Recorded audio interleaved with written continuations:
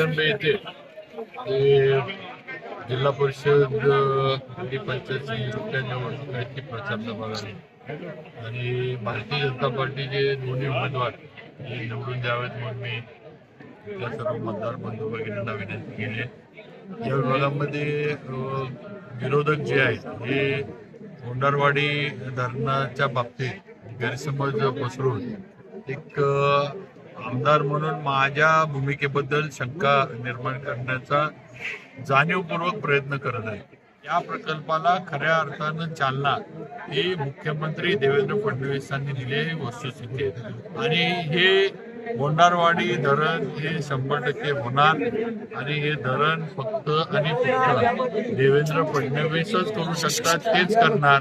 बाकी जे कोणी येऊन सांगतंय काय बोलतंय हे नुसतं निवडणुकीपुरतं चाललेला प्रयत्न आहे, मतं मिळवण्याचा, लोकांमध्ये गैरसमज पसरवण्याचा। ह्या गोष्टीला कोणीही बळी पडू नका।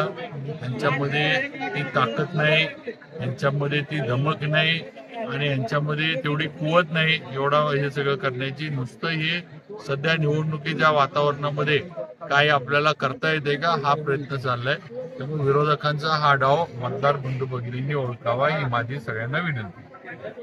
एकनाथ शिंदे नेहमी सांगतो, एक तो मैं कमिटमेंट करता नहीं, एक बार मैंने कमिटमेंट कर दी तो फिर मैं खुद की भी नहीं सुनता।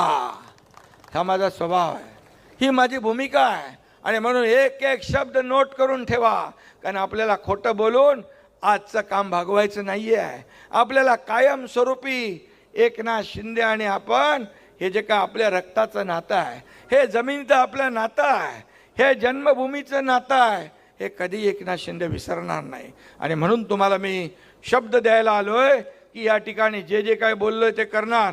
पुन्हा एकदा मी सांगतो, बोंडारवाडी धरण होणार म्हणजे होणार। त्याच्यामध्ये कुणी काही आडवं आलं तरी सुद्धा त्याला काही कुठलीही अडचण आली ती दूर करणार। आणि हे बोंडारवाडी धरण मला कळले काय काय त्याच्यात कोणी फक्त निवडणुकीचा मुद्दा करण्यासाठी तो पेंडिंग चालू आहे।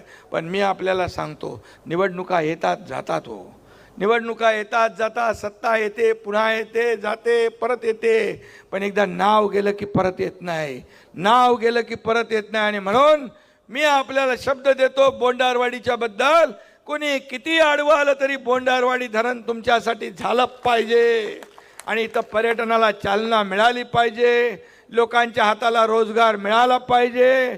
माझ्या लाडक्या बहिणींचे भाऊ असतील, मुलं असतील, इथून रोजगारासाठी दुसऱ्या शहरात जायला लागता कामा नये, हे स्वप्न आहे माझं।